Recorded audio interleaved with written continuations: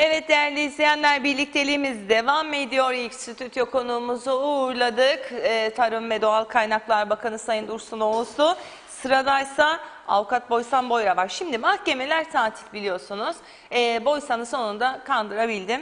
Bence haftada bir bizimle birlikte olsun. Çünkü bu evde kalma olayı eşler arasında araştırmalara göre dünyada, Çin'de mesela sıkıntılar yaratmış. Zaman zaman belki tiye alıyorsunuz ama işte boşanmalar artacak falan. Bu işin uzmanı Boysan. Avukat Boysan Boyra ile birlikte konuşacağız bunu. Bunlar bir boşanma sebebi olabilir mi? Bu süreç eşlerin birbirlerini daha iyi tanımasına sebep olabilir mi? Tanıdığına tanıyacağına pişman olur mu insanlar?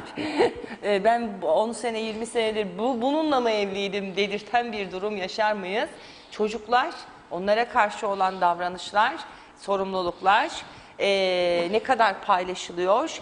Cinsel hayat, tabii ki cinsel hayat da çok önemli. Mesela bilmiyorum farkında mısınız ama birçok gazetede, internette, Avrupa'da yayınlandı. Prezervatif stokları bitmek üzere dünyada.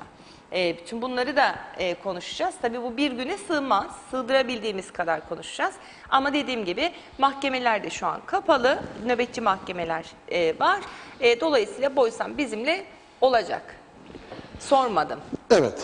Fark ettiysen. Evet, tamam. Olacak, emir kipiyle konuştum ilk defa. İlk defa ama cesareti Boysan'dan aldım, onu Bir söyleyeyim. şey değil. Nasılsın sevgili Çiğdem? İyi misin? Nasıl Vallahi gidiyor programlar? İyi gidiyor sevgili Boysan ama senin de daha da iyi gidecek diye düşünüyorum. Çünkü İnşallah. gerçekten önemli bir süreç yaşıyoruz. Gözden kaçmaması gereken bir süreç. Önce gözden kaçmaması gereken şeyi söyleyeyim. Ben bir avukatım değil mi? Evet.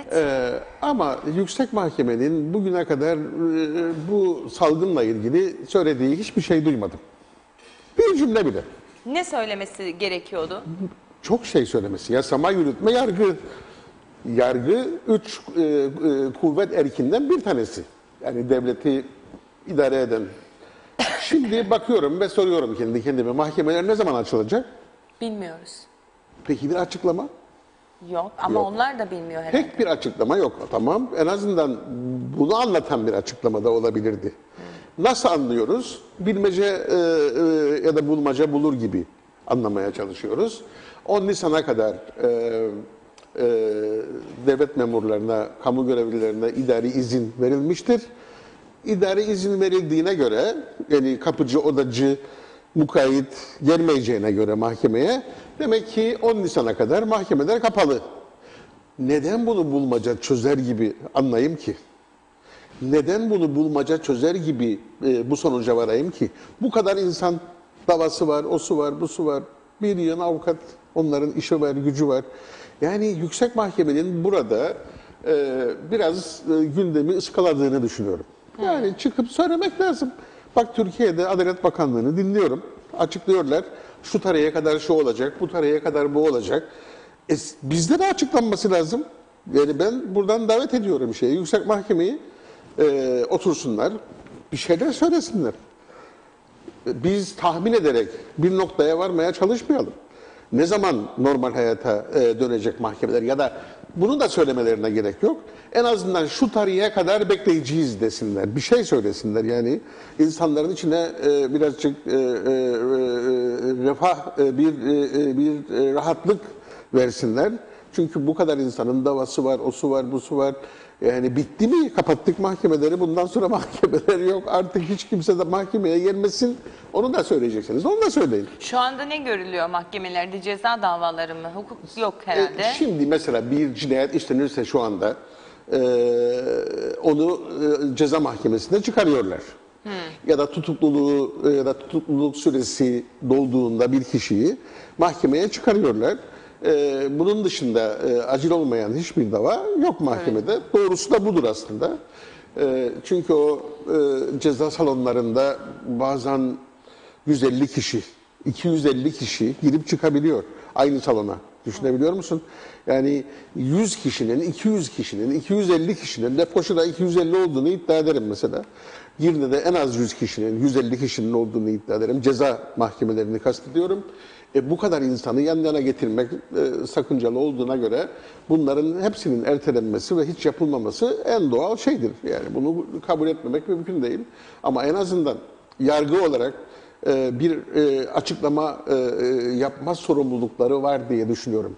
Böyle devletin ya da yürütmenin işte 10 Nisan'a kadar idari izin verdiğim şeye kamu görevlilerine deyip susup sadece davaların şu tarihlere ertelendi davalarınız demek yetmiyor. Çünkü öyle yapıyorlar. Bir 8 gün 10 gün sonraya erteliyorlar davaları ve internette yayınlanıyor. Bunlar 10 gün sonraya ertelendi diye. Ama bunun yeterli olmadığını düşünüyorum. Ve yasama, yürütme, yargı 3 erkin, en önemli 3 erkin bir tanesinin yargı olduğunu dikkate aldığımızda yargının da sorumluluklarını yerine getirip bu halka ve çalışanlara ve davalara olanlara bir bilgi verme sorumluluğu olduğunu düşünüyorum. Evet. Şimdi ben tabii daha çok şu anda evde kal uygulamasıyla başımıza gelebilecekler ve gelemeyeceklerle ilgili konuşmak istiyorum ama kısaca şuna da değinmek istiyorum. Çünkü sabah mahkum yakınlarından da mesajlar almıştım. Onları Boysan Bey gelince sorarım, konuşuruz demiştik. Tek tek soru sormayacağım ama diyalogda dün yazmıştık zaten, sizin röportajınız vardı. Bu ceza infaz yasasıyla ilgili bir değişiklik talepleri vardı bu kişilerin. Bence de yerinde talepler bunlar. Yani yürütmeye, devlet babaya sormak gerekiyor. Sen evde kal, sokağa çıkma, kimse kimseyle temas etmesin, mesafe koy, 2 metreden daha yakına yaklaşma gibi tavsiyelerde bulunurken acaba cezaevine mahkum olmuş olanları ve o bina içinde kalanları aynı kurallara tabi tutabiliyor musun? Bundan emin değilim. En azından 3 defa yoklama olduğunu bilirim. Yoklama ne? Yoklama. Yokluyorsun. Sayıyorsun, yokluyorsun herkesi. Girenleri çıkanları yokluyorsun. Nasıl yapıyorsun bunları? Sadece mahkumları kastetmiyorum. Gardiyanlar için de aynı şey geçerli. Ama bu konuda da çok fazla bir şey duymadım gardiyanların sendikasından mesela. Bu durumda ne yapmak lazım? Bu olağanüstü bir durum. Bir afet, pek görülmemiş bir afet yani. Gözle görülmeyen bir düşmanla uğraşıyoruz. Nereden geleceği belli değil. Bu şartlar altında eğer koruyamayacaksak birilerini, çünkü adam idama mahkum edilmiş değil. Yeah. Adam hırsızlık yaptı, 4 sene içeri girdi. Tamam, 4 yıl yatacak, çıkacak. Peki ama eğer onu öldüreceksek, yani idama mahkum etmiş gibi olmuyor muyuz aslında? Yargısız infaz gibi oluyor. Eğer iddian varsa sen cezaevini çok iyi koruyorsun diye, ki biz bu konuda kuşkuluyuz. En azından yani ben kuşkuluyum. Çünkü kapasitesinin çok üstünde olduğunu biliyorum. Üst üste insanların yattığını biliyorum. Üst tarafta yatan öksürür, aksırır, alt tarafa geçer. Yerde yatanlar olduğunu biliyoruz. Zaman zaman kapasite sığmadığı için yere çilti atıp yerde yatanlar var. Bu şartlar altında sen eğer bize verdiğin öğütleri cezaevinde uygulayamayacaksan, mümkün olduğu kadar esnek davranıp mümkün olduğu kadar mahkumu da tahliye etmek zorundasın. Başka çaresi yok bunun. Evet. Yani anlıyorum kamu vicdanında bir sıkıntı oluyor. Çünkü yani bir suç işlemiş bir kişi elini kolunu sallayarak çıkıp yürüyüp gidecek gibi algılayanlar da var büyük bir ihtimalle. Ama o gözle bakmamak gerekir. Dediğim gibi yani ben hırsızsam ve 2 sene hapiste yatacaksam yatırım, çıkarım.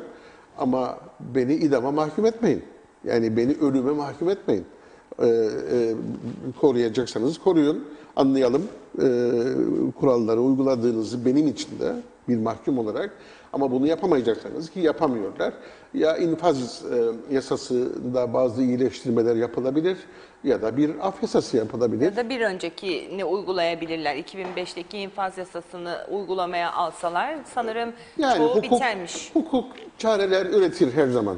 Yeter ki istek her olsun. zaman bir çare vardır. Yeter ki yapmak isteyin. Yapmak isterseniz yapabilirsiniz. Bu konuda siyasi irade gerekiyor herhalde. Kesinlikle. Bu konuda siyasi irade gerekiyor. Ama şunu söyleyeyim. Belki de konumuzu açtık sonra dediğin gibi bugün her şeyi konuşamayız ama bu önemli tam bu noktada. Farz et ki mahkumlardan bir tanesi öldü. 2 yıl hırsızlık için içeri girdi ve koronavirüs kaptı ve öldü. Ölmesin tabii ki ama farz et ki böyle bir olay yaşandı. Ne olacak? Devletin sorumluluğu var mı? Var tabii. Kesinlikle var. Peki devlete tazminat davası açılabilir mi? Kesinlikle açılabilir. Ve bunun gibi daha bir yığın başka şeyler. Dolayısıyla bunu da düşünerek tedbirli olması gerekir devletin de. Ve bu af ya da infaz yasasındaki iyileştirmeleri ciddi ciddi düşünmesi lazım diye Evet. düşünüyorum. Gelelim evde kal konusuna. Ondan önce başka bir şeyler daha söylemek isterim. Hadi söyle. Yani bu koronavirüsle ilgili haberler beni çıldırtıyor. Neden? Yani birileri mikrofon uzatıyor ve soru soruyor yetkililere. Bir röportaj yapıyor. İşte bir yıl saçma sapan şey dinliyoruz. Usandık yani dinlemekten. Ellerini 20 saniyeden fazla yıka. Mesafeyi koru. Hasta olanın yanına yaklaşma. Evden çıkma. Hepsini ezberledik zaten bunların. Yani her gün bunları dinlemeye gerek yok. Yani bu toplum gerizekalı değil. Anladık bunları. Ama buna rağmen evden çıkıp gezenler var. Onları da yakala, içeriye dık, cezalandır. Onu da anladım. Fakat esas sorulması gereken sorular sorulmuyor. Ne gibi? Sence hastalığı kim yayar? Hasta olan mı? Yoksa hastalık belirtisi göstermeyenler mi? Hastalık belirtisini göstermeyen. Hastalık belirtisi göstermeyenler yayar hastalığı. Çünkü ben hasta olduğunu bildiğim bir kişinin yanına yaklaşmam. Demek ki hasta olan hastalığı bulaştıramaz kolay kolay. Hasta olduğunu bildikten sonra. Peki bunun için ne yapılıyor? Ben bilmiyorum bunu ve soru da sorulmuyor. Bu konuda çıldırıyorum bunu gördüğüm zaman. Mesela az önce programa girmeden önce sordum sana kaç tane test yapıldı bugüne kadar? 2000 küsur. 2000. Kaç tanesi hangi yaş grubu için yapıldı biliyor musun? Öyle bir ayrım yapmadım. Öyle bir ayrım yok. Öyle bir ayrım yok. Peki hangi anda test yapmaya başlıyorlar? Öksürük, sıcaklığın yukarıya çıkması. Ama az önce konuştuk biz. Bunlar bulaştırmıyor hastalığı. Onlar zaten hasta Bunların olmuş. olmadığı kişiler bulaştırıyor. O zaman senin test yaptığın kişiler kimler ki? Bekliyorsun, biri gelsin, öhö öhö desin, sıcaklığı da artsın ve test yapasın. Almanya nasıl sıyırıyor bu işten? Güney Kore. Almanya özellikle kaç tane test yapmış farkında mısın Çiğdem? Tabii tabii. Peki biz ne yapıyoruz? 2000 tane test yapmışız. Ve övünüyoruz 2000 tane test yaparak ve emin ol açıklamadıkları sürece de ben bu iddiayı yapacağım. Çıksınlar açıklasınlar doğrusunu.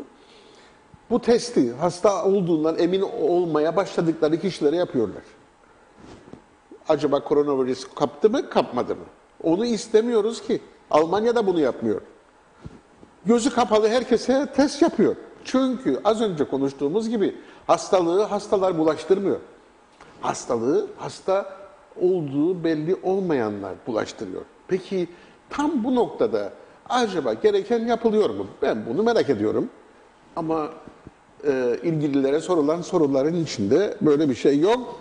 Alınan cevaplarda da böyle bir şey yok. Ama ilgililer de sadece devlet televizyonuna açıklama yapıyor. Dolayısıyla devlet televizyonda devleti sorgulayamıyor. Tamam da bu soruların cevaplarını bulamamak acaba az sonra soracağın sorularla ilgilidir.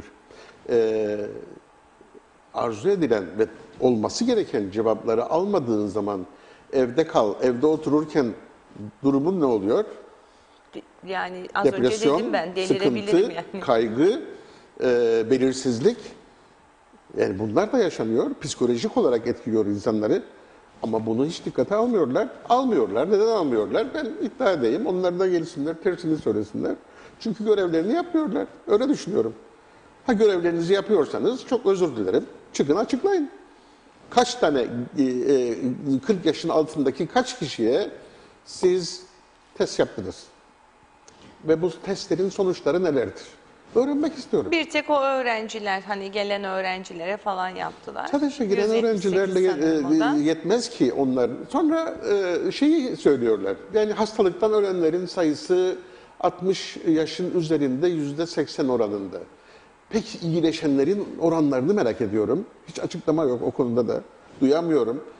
Şu kadar 1000 kişi iyileşti ya da şu kadar 100 kişi iyileşti. Peki yaş gruplarını bana söyler misin? Merak ettim. Hangi yaştaki gruplar ne oranda iyileşiyorlar? Yani bunları da öğrenmek hakkımız. Ve daha bilmediğim ve cevaplarını bulmakta da bulamayacağım bir yığın daha soru var ve bunların doğru bir şekilde sorulması gerekir ve programlara da girmesi gerekir. Mesela salata yapacaksın, yeşil biberi aldın, kerevizi aldın, marulu aldın. Nasıl yıkarsın bunları? Bir bilgin var mı Çiğdem? Şahsi olarak tabii ki yani Ne, mutlaka. alkolle mi yıkarsın şeyi? Hayır, kerevizi? sirkeli Neyle? suyla. Efendim? Sirkeli suyla. Sirkeli suyla. İçinde Bak bekletiyorum. ben bilmiyordum bunu. Evet. Ben bilmiyordum ya. Koyacaksın böyle bir kabın içine biraz da sirke suyla Evet, beraber. sirke öldürüyor mu şeyi, Ve koronavirüsünü? kanıtlanmış bilimsel bir şey yok. Yani. Dolayısıyla bilinmeyen bir yığın soru. Dolayısıyla benim yani bu konuya girmek istememin sebebi de bu. Çok tatmin olmuyorum yapılan işlerden. Çok mutlu değilim. Merak ettiğim soruların cevaplarını da öğreniyor değilim. Ve az önce bana sormak istediğin aile konularında yani evin içinde kapalı bir insan gözünü televizyona dikmiş anlamaya çalışıyor. Bir yığın aynı laflar, habire tekrar evde kal. Tamam ya anladık evde kalıyoruz. Daha ötekiler ne? Öteki soruların cevapları nerede? Peki bunları almadığın zaman ne oluyor? Belirsizlik oluyor. Belirsizlik olunca ne oluyor? Kaygıya kapılıyorsun. Kaygıya kapılıyorsun. Kaygı olunca ne oluyor? Birlikte yaşadığın insanla ilişkini etkiliyor mu? Tabii canım sinirlerin bozuluyor en başta. Etkiliyor. Tahammülsüzlük. Tahammülsüzlük. Bir numara tahammülsüzlük. Eskiden hoşgörüyle baktığın birçok şeyi artık hoşgörüyle bakamıyorsun. Mesela karıcığım deyip elini tutmaya çalışan adamı herhalde uzak dur deyip iten eşler de var. Çünkü bu dönemde pek fazla ilişkiye girmek istemeyen insanlar olduğunu da öğreniyoruz. Cinsel ilişki mi? İlişkinin her türlü yakınlaşma, yani dokunma, kucağa alma, belki öpme, belki daha ileri boyutlarda ve Çin'den bazı bilgiler geliyor, biliyorsun. Bunu duyduk artık. Özellikle karantinanın kalktığı şehirlerde karantina kalkar kalkmaz boşanmak için resmi makamlara başvuranlar var. Öyle diyorlar. Belki biz Çinlilere benzemeyiz, bilmiyorum. Yani belki bizim sosyal yapımız biraz daha farklı. Farklı mı?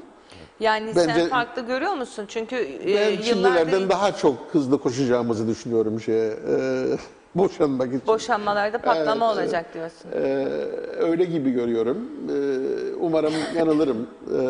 Ama aynı çatı altında birlikte yaşamak ve bu kadar çok birlikte olmak, her an, her dakika, her saniye bir şekilde ailevi ilişkileri bozuyor ve torpilliyor. Tahammülsüzlük artıyor. Zaten tahammülsüzlüğün sebebini de az önce konuştuk. Haberleri doğru dürüst almayınca belirsizlik boyutları büyüdük sonra bu sefer en yakınımızdaki kişiye patlıyoruz. Ona tahammül edemiyoruz. Bağırıyoruz. Karşılıklı olarak hiç cinsiyet ayrımı yapmaksızın söylüyorum bunu. Ve neticede karantina kalktıktan sonra bir anlamda karantinadayız ya şu anda. Evet. Büyük bir ihtimalle boşanmaların sayısı çoğalır diye düşünüyorum. Tabii beraberinde bunun ekonomik kaygılar vesaireler de var. Kesinlikle Etken. ekonomik kaygılar, beni hasta edeceksin yaklaşmalar var, ekonomik kaygılar var, işten çıkarılmalar var, kaygıları değil, parasızlık var. Yani yarın ne olacak? Çocuk için yapılacak ödemeler, borç taksitleri, yarın işim olacak mı olmayacak mı? Yarın para kazanabilecek miyim? Dükkanı açarsam müşteri gelecek mi gelmeyecek mi? Ya da ustam beni işe alacak mı almayacak mı? Peki bu kaygıların içerisinde diyoruz ki insanlara bakın işte eve kapattık sizi hadi sevin birbirinizi. Tamam da. Peki bu bir boşanma sebebi midir sevgili Boysan? Yani koronavirüs önlemleri kapsamında evde karantinada kalmak ve sonrasında boşanmalar patlayacak diyorsun. Boşanma sebebi midir? Hayır. Eşim koronavirüsü var. Bu yüzden eşimden boşanmak istiyorum demek mümkün değil. Böyle bir sebep olamaz. Olamaz çünkü hem Türkiye'de hem Kıbrıs'ta olamaz. KKTC'yi kastediyorum. Çünkü her ikisinin de temelindeki felsefe aynıdır. Her iki aile yasasında aynı felsefe muhafaza edilmiştir. Kusursuz eşi boşayamazsınız. Yani boşanma davası açabilmeniz için karşınızdakinin kusurlu olması lazım. Koronavirüs ne yaptı? Bir şey yapmadı. Koronavirüs var. Boşanma sebebi değil. Bırakın bunu, eşiniz koronavirüse yakalansa bile boşanma sebebi değil. Yani kocam koronavirüse yakalandı, ben artık onunla aynı çatı altında yaşayamam deyip boşanma isteyemezsiniz. Bu da Allah mümkün Allah. değil. İsteyemezsiniz. Hani evlenirken verilen sözler var ya, sağlıkta, hastalıkta, iyi günde, kötü günde, hastalıkta ne olacak? Yemin ederken öyle yemin etmişsin. Hastalıkta da beraber olacaksın diye. Ne oldu şimdi? Ben gidiyorum. Şimdi gidiyorsun. Yani gidemezsin. Yani gitmemelisin tabii ki. Bir tek şu olabilir. Eğer eşiniz koronavirüse yakalandıysa ve buna rağmen tedaviyi yapılması gerektiği gibi yapmıyorsa, tedbirlerini almıyorsa, doktorlarımızın, sağlık çalışanlarımızın tavsiye ettiği gibi tedbirleri almıyorsa, iyileşmek için ve bu hastalıktan kurtulmak için yapması gerekeni yapmıyorsa, bu bir boşanma sebebi olur o zaman. Yani bu ciddi bir boşanma sebebi olur. Ve bununla dava açabilirsiniz. Tabii ispat etmek başka bir şey. Dava açmak ve ispatlamak ikisi çok farklı bir şey. Herkes herkesi dava edebilir.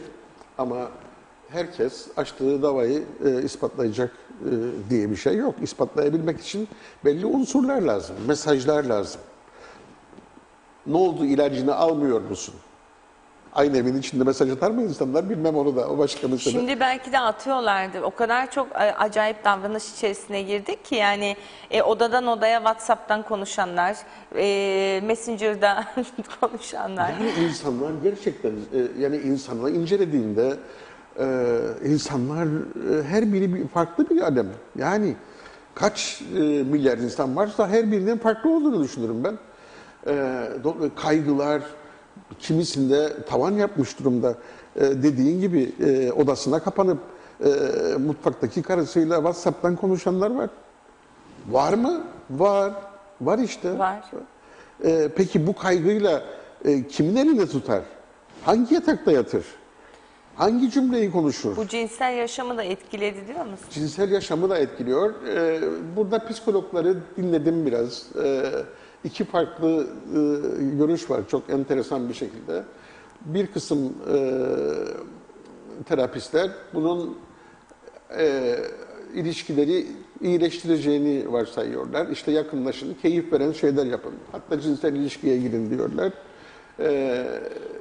Bir başka grup ise bunun çok da çare olmadığını, insanların kaygı ve endişeyle ve kendilerine de hastalık bulaşacak diye eşlerine yaklaşmadıklarını ve yaklaşmamalarının da makul bir şey, makul karşılanması gerektiğini ve ilişkiye zorlanmamaları gerektiğini, bu zorlama söz konusu olduğu zaman da bunun boşanmaya kadar işi götüreceğini söylüyorlar. Baktığında yani karı koca arasında cinsel ilişki evliliğin ruhunda olan bir şeydir. Yani ben evlenirim ama cinsel ilişkide bulunmam diyemezsiniz. Mümkün değildir bu. Yani bu evlilik kavramının içinde var olan bir şeydir. Ama böyle bir durumda hiç kimseyi de karı koca olsa bile ilişkiye zorlayamazsınız. Ama bu etkiler mi evlilik birlikteliğini? Üstelik aynı evdesin ya 24 saat ve bu karantina süreci ne kadar sürecek bilinmiyor. Yani şimdi 15 gün, sonra işte 7 gün daha eklediler, sonra bilmem kaç gün daha belki ekleyecekler. İşe gitmiyorsun, ekonomik sıkıntıların var, evin içi kalabalık belki de, yani çoluk çocuk da evde. Tamam. Ya bu işin çaresini bulacaksınız. Tabii yine uzmanlara bakıyoruz. İlginç önerileri var. Diyorlar ki bir kısım psikologlar diyor ki aynı işi yapmayın. Biri televizyon seyrederken öteki başka bir şey yapsın. Ya bir tamirat işiyle uğraşsın ya başka bir şeyle uğraşsın. Bir kısmı böyle söylüyor. Bir kısmı tam tersine birlikte televizyon izleyin diyor. Tam bir ağız birliği yok bu konuda. Ama ben ikinci gruba katılıyorum. Yani birlikte izlememek gerekir. Aynı şeyi yapmamak gerekiyor. Neden yapmamak gerekiyor? Çok ilginç bir tabir kullandılar. Hoşuma gitti çok. Alan açmak gerekiyormuş. Alan açmak gerekiyor. Eşinize aynı evde alan açın. Yani nefes alma fırsatı verin. Ancak bunu başaranlar daha çok bu evde kalma sürecinde evliliklerini koruyacaklar. Yoksa daha fazla birbirinize yapışın, sarmaş dolaş olun, beraber film izleyin, beraber yürüyün, beraber kalkın, beraber pencereden bakın falan gibi değil. Yani. Ama o da belli bir süre sonra sıkıyor değil mi? Boysan Tabii ki her şey değişiyor, her şey değişiyor, bilemiyoruz. Yani biz de burada ahkam kesiyoruz ama söylediklerimiz de şu an için geçerli. Belki yarın geçerliliğini yitirecek bunlar da. Belki çıldıranlar olacak, birbirini dövenler olacak, bilmiyorum. Sevgilisi olanlar ne yapacak? Değil mi? Eşlerini aldatanlar şimdi yakalanır, kesin yakalanır. Evet, yani mesajlar herhalde tabii daha önce konuşmuştuk. Boşanmaların en büyük sebepleri teknoloji zaten. Yani eğer 3 kişi boşanıyorsa 3 kişinin 2 tanesinde, yani daha doğrusu böyle söylemeyelim. Eğer 3 tane sadakatsizlik varsa bir evlilikte, 3 sadakatsiz evlilik varsa bunların üçü de elektronik haberleşme sebebiyle yakalanmış oluyorlar. Telefonlarla, mesajlarla. Şimdi başka bir yerdesin, kapalı bir alandasın. O mesajlar, o iletişim, o internet konuşmaları bunlar daha fazla. Ya bizim sokakta günde 5 defa markete gidip geliyor mesela bir adamın biri mesela. Dikkatimi çekti. Adam sürekli markete gidiyor. Bir gidiyor ekmek alıyor. Bir gidiyor bir saat sonra bir şişe su alıyor falan. Ama sokağa çıkma yasağı zaten daha doğrusu bu kısmi sokağa çıkma yasağı sebebiyle sevenler de birbirlerini göremiyorlar. Tabii hep aldatan insanları kastetmiyoruz. Evet. Bunun dışında olan ilişkiler de var. Yani bir insan birini çok seviyorsa, bir şekilde de görme ihtiyacı hissediyorsa başka çare de bulamıyorlar. Bana göre tedbirlerini de aldılarsa hiçbir sakınca yok diye düşünüyorum. Sen evde kalanlar için şimdi az önce hani bu cinsel yaşam vesaire kısaca bir üstünden teyit geçtik, alan yaratın diyorsun. Evet. Yani ben buna katılıyorum diyorsun da netice itibariyle etkilenen psikolojik tarafları da var. Yani psikolojik yönleriyle ilgili. Sevgili Çiğdem, Çiftlerin. psikoloji zaten başlı başına bir dert. Yani farkında değil misin? Bu çağ aslında insanların sudan nem kaptığı, yani sudan nem kapar gibi psikolojik etkilendikleri bir çağı yaşıyoruz. Bir cümle söylüyorsun, o cümlenin etkileri allem gallem ediyor şeyi, karşındaki kişiyi bunalıma sürüklüyor vesaire vesaire. Bir de al şimdi bu virüs meselesini, evlere kapanan insanları, psikolojilerin bozulması çok kolay. Düzeltilmesi de çok zor. Ne zaman düzelteceğiz bunları? Yani garantinadan çıksak ya da bugünler geçse ne olacak ondan sonra? Yani düzelmiş mi olacağız? Yani düğmeye basacağız, her şey düzelecek mi? Düzelmeyecek diyor uzmanlar. Ben söylemiyorum. Benden yani ben uzman değilim ama uzmanları okuduğum zaman düzelmeyeceğini söylüyorlar. Hatta bir sonraki nesile aktaracağımızı söylüyorlar, yaşadığımız travmaları. Nasıl yani? Yani başa yani bu bunalımlar sebebiyle ortaya çıkan travmalar bir sonraki nesle de aktarılabilir. Peki bizim gibi ataerkil toplumlarda nasıl yansır bu? Sosyolojik açıdan. Bunu bir sosyoloğa, bir psikoloğa sormak Sence? lazım bence. Yani ben bunun Sence nasıl yansır yani? bence sen? nasıl yansır? Ünlü bir Başka boşanma türlü söyleyeyim. Yani okuduklarıma dayanarak söylüyorum. Bir bebek bile anne karnındayken annesinin yaptıklarından etkilenebilir. Bir bebek bile etkilenebilir. Eğer böyle bir aktarım yapılıyorsa ve tabii ki genetik aktarım çok enteresan. Yani insanoğlunun var olduğu günden beri mesela akrabalar arası cinsel ilişkinin yasak olduğu bilinir. Yani bir bebek daha fetüs haldeyken ya da ilk hücreleri beyinsel faaliyete izin verdiği andan itibaren genetik olarak bu bilgi şifreli vaziyette aktarılır bebeğin beynine. Öğrenmesi gerekmez daha sonra. Yani öğrenir tabii ki daha sonra ama bu aktarılır. Eğer aktarılan bir şeyse bu bilgi, bugünkü kaygılar, bugünkü endişeler de aktarılabilir diye düşünüyorum yeni nesillere. Ama yani bir örnek verecek olursak, bir adam koskoca adam olmuş, her akşamüstü hava hafif karanlık olduğunda, alacakaranlık dediğimiz havaya büründüğünde rahatsız olur. Sebebini bilmez. 40 yaşındadır, 50 yaşındadır, sebebini bilmez ama rahatsız olur. Ta ki günün birinde psikolojik yardım aldığında ya da annesi bir şekilde ona çok küçükken, 2 yaşındayken ya da 1 yaşındayken onu bir akşam üzeri tıpkı bu alacakaranlık havası varken yatağında yalnız bıraktığını, o çok geç geri döndüğünü ve geri döndüğünde onu sırılsıklam gözyaşları ve terler içinde bulduğunu anlattığında ve yüzleşirse belki düzelebilir. Ama yani o kadar küçük bir bebek bunu yaşadığında sebebini bilmiyor ama bir şekilde bilinçaltına ya da bir kısmına bunu yerleştirebiliyor. Bu şekilde baktığımızda olaya şu andaki bebeklerin de bir şekilde bundan etkilendiklerini düşünüyorum. Ama dediğim gibi bunu uzmanlara sorman gerekir. Ben sadece okuduklarımla katkı koymaya çalışıyorum. Öyle gösteriyor ki etkilenecek. Yani bu çok ciddi bir olay. Tabii bir kitap alıntısı getirdim. Çok ilginç. 1981'de Rees-Solman diye bir adam yazmış bunu. İsteyenlere verebiliriz.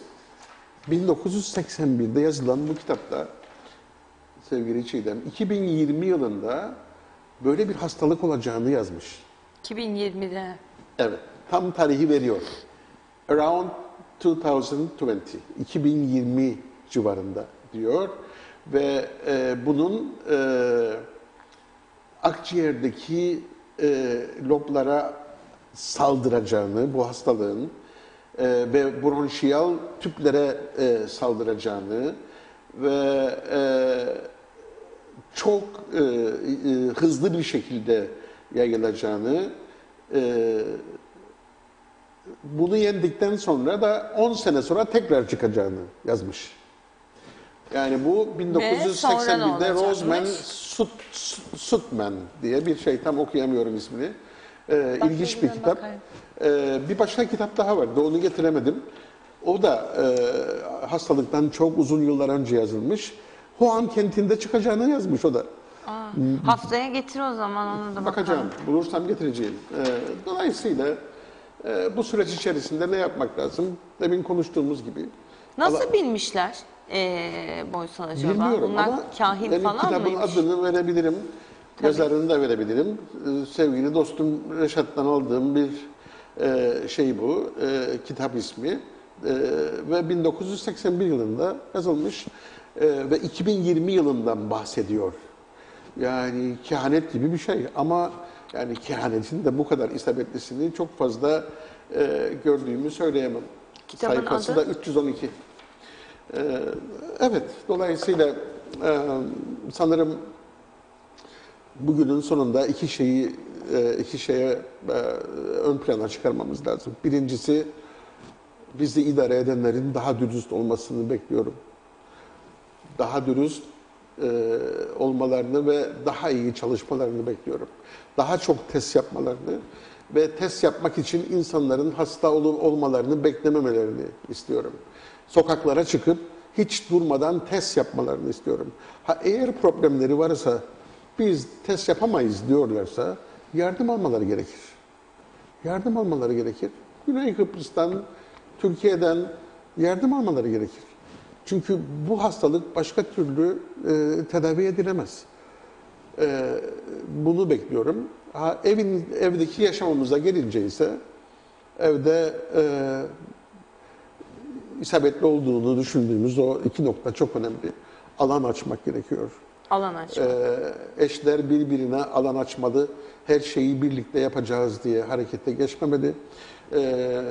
Cinsel ilişki ya da temas konusunda zorlamamalı kimse kimseyi. Ve odaklanmamalı. Kadınlar mı daha çok zorlar acaba? Erkekler mi daha çok zorlar o cinsel ilişki konusunu? Ben bu sorunun Yani nereden cevabını nereye bilmem. şimdi geldim bu konuya? Ben de birden aklıma öyle geldi yani. Hani Bence zor. her çiftte, her insanda farklıdır. Ama sen mesela o kadar insan boşadın. Ben gidip de boşsan sen boşadın. Daha çok falan. Zorlayan erkeklerdir. Erkekler mi? Evet, Onu evet. tespit ettin o Evet, zaman. evet. Erkekler biliyorsun görsel şeylerden daha hızlı etkilenirler. Kadınlar dokunmadıkça etkilenmezler. Dolayısıyla erkeklerin bu konudaki tavrı kadınlara göre biraz daha fazla ileridir diye düşünüyorum. Bir izleyicimiz bir şey sormuş. Onu da söyleyeyim de ona göre şey yapalım. Çiğdem Hanım, Boysan Bey'e sorar mısınız? Gece kulüplerindeki kadınlar perişan. Zührevi hastalıklar muayeneleri yapılmadan el altından para karşılığı hala bazı işler devam ediyor. Neden kadınlar istemelerine rağmen ülkelerine gönderilmiyor gibi bir mesaj gelmiş böyle bize. Tabii nereden biliyor istediklerini falan onu bilemiyorum şu an, o konuyu çok Ama uzatamam ama. izleyicimizin bu sorusu çok enteresan ve çok yerinde bir soru. Yani öğrencilerimize odaklandık. Turizme Alman odaklandık. turistlere odaklandık. Tamam da kaç tane konsumatris, kaç tane gece kulübünde çalışan kadın var dersin? Bilmiyorum gerçekten. Kaç gece kulübümüz var? 50-60 tane var galiba. Değil mi? Tabii. Her birinde 8-10 dediğimizde işte bulduk şeyi 600 ile 1000 arası bir şey herhalde. Tahmin ederim. Yani emin değilim. Bilmem. Atıyorum yani. Evet. Hadi 600 değil 500 olsun, 400 olsun ne fark eder? Bu insanlar için de bir şey düşünmek gerekiyor. Nalbantoğlu da kapalı şimdi dediği gibi mesajlar. Kapalı Hani demiyor izleyicimiz. gitmiyor diyor. Adı kapalı. Ama diyor arka kapısı açık diyor. Evet. Dolayısıyla ve denetimsiz olduğu için de bu sefer kim girer, kim çıkar, kimin nasıl birlikte olur, ondan sonra kimlerle birlikte olurlar. Bunlar da çok fazla soru işareti. 850 kişiymiş. Efendim? 850 konsumatrist olduğu bilgisi. 850 kişi. Yani bu konuda da bir şeyler yapılması gerekiyor tabii ki. Ama biz daha yabancı öğrencileri bile idare edemedik. Onları bile ülkelerine gönderemedik. Dolayısıyla yapılması gereken çok şey olduğunu ben de düşünüyorum, evet. Peki para alıyorlar mı? Yemek yiyorlar mı? Kim bakıyor? Nasıl bakıyorlar? Bu yüzden mi çalışmak zorunda kalıyorlar bu şartlar altında? Yani gördüğün gibi denetlenmesi gereken sorulması gereken birçok başka daha sorular var. Ama sorulmuyor, gereken de yapılmıyor. Peki o zaman haftaya tekrar birlikteyiz. Bakalım toparlayalım bilgilerimizi tekrar Hatta konuşalım. Ama süremizi- dediğim gibi lütfen özellikle gazeteci, televizyoncu arkadaşlarımdan rica ediyorum. Bana bakarak söyle. Doğru sorular ve doğru cevaplar almaya yönelik doğru sorular. Ve bu test konusu çok önemli. Dediğim gibi hastalık, hasta olanlardan daha çok hastalık belirtisi göstermeyenlerden ulaşır. Şimdi- O zaman tekrar soruyorum. Devlet Baba bugüne kadar hastalık belirtisi göstermeyen öğrenciler dışında, yurt dışından gelenler dışında kaç kişiye test yaptı? Yoksa öksürükler, aksırıklar içinde kapıdan içeri girip yere düşmemizi mi bekliyorlar test yapmak için? Yani. Evet, ben de o zaman bunun üzerine hemen söyleyeyim. Veteriner Hekimler Birliği bir çalışma yaptı. Bu çalışmada telefonunuza bir aplikasyon yükleyeceksiniz. Bu aplikasyonu yüklediğinizde takibe alınacaksınız geçici bir süre. Bu süre içerisinde diyelim ki herhangi birinde bir koronavirüs tespit edildi ve bir diğer kişiyle temasta bulundu. Örneğin Çiğdem de tespit edildi. Ben bu son 15-20 gün içerisinde kimlerle yakın temasta bulunduysam bu o aplikasyonda görülebilecek. Diğer 15 kişi şüpheli olacaklar. Yani daha hastalığın belirtileri ortaya çıkmadan bunu yakalayabilme şansları olacak. Bunu Veterinerler Birliği geliştirdi. Yazılım şu an yapılıyor. Pazartesi bu konuyu konuşacağız. Veteriner? Evet, veterinerler. İlginç. Mustafa Tebrik Ek, veteriner. Tebrik ederim Mustafa Pazartesi Bey. bizimle olacak. Görüşmek temennisiyle, hoşçakalın.